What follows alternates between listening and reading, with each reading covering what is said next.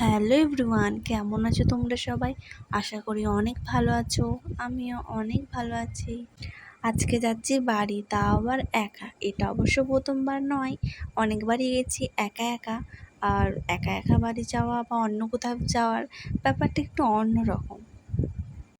আমার ওই মা হসপিটালে ভর্তি, তাই দেখতে এসেছি। তোমাদের দাদাভাই অনেক চেষ্টা করেছিল আসার, কিন্তু পারলো না, তার কাজের ছুটি দিল না।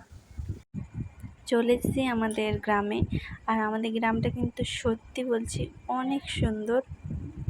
এসেই ফ্রেশ হয়ে তাড়াতাড়ি করে বেরিয়ে গেলাম মায়ের কাছে যাওয়ার উদ্দেশ্যে, হসপিটালে। আর আমার কিন্তু 3টে মা। এর কাহিনিটা আমি পরে বলবো যে আমার 3টে মা কী করে হয়েছে।